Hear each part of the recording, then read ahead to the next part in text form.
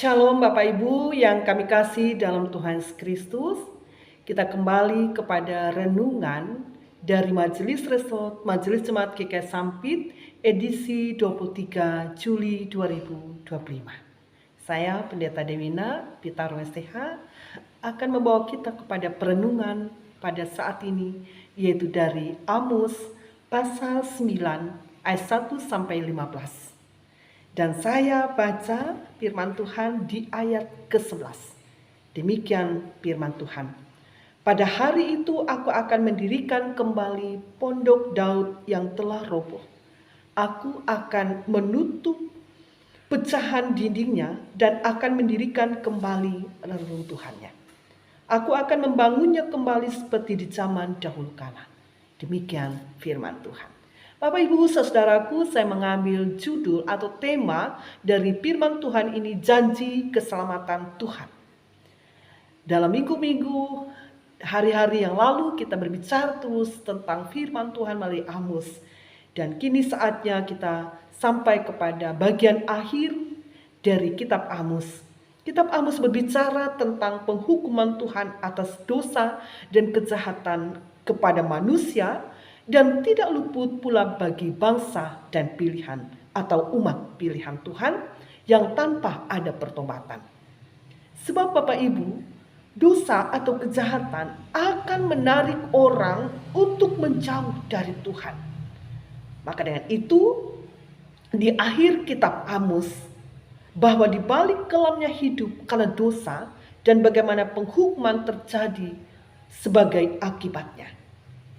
Dari situ kita melihat ada kesaksian yang menjadi titik terang bagi orang percaya yang benar-benar percaya dan mencari Dia akan menemukan kasih sayang Tuhan.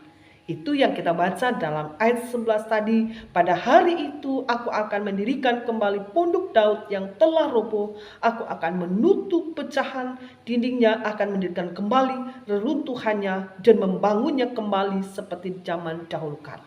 Itu artinya sebuah pemulihan dari Tuhan.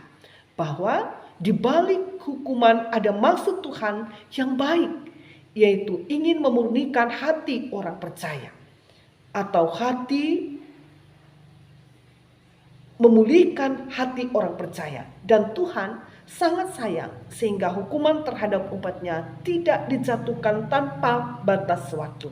Artinya Bapak Ibu, setelah umat Allah bertobat, Tuhan memulihkan dan memberikan berkat-Nya yang melampaui keadaan kita sebelum kita jauh dari Dia.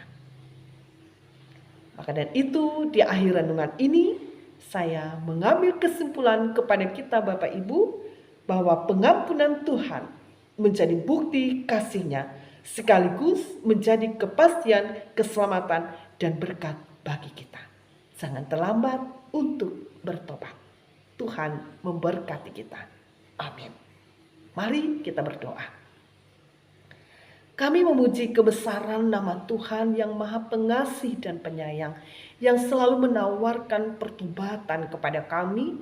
Maka setiap kami yang mendengarkan firman-Mu menjadi mengintrospeksi diri kami, dosa apa yang kami lakukan, dan segera berbalik kepada Tuhan, memohon ampun dari Tuhan, sehingga kami menerima kasih sayang Tuhan yang besar, berkat-berkat Tuhan kembali, dan janji keselamatan yang pasti bagi kami. Terima kasih atas firman Tuhan. Diberkati kehidupan kami hamba-hamba Tuhan dan keluarga kami, anak-anak kami. Diberkati seluruh jemaat dan orang-orang yang begitu setia mendengarkan firman-Mu, dan Engkau memanggil kembali orang yang menjauh daripadamu, sehingga kami yang percaya kepadamu menjadi orang-orang yang diselamatkan, menjadi orang-orang yang akan menerima berkat Tuhan, dan kemudian menjadi saksi bagi Tuhan untuk menyelamatkan orang-orang yang ada di sekitar kami melalui firman. Terpuji nama Tuhan Yesus, kami berdoa, mengucap syukur, berterima kasih kepada Tuhan. Amin.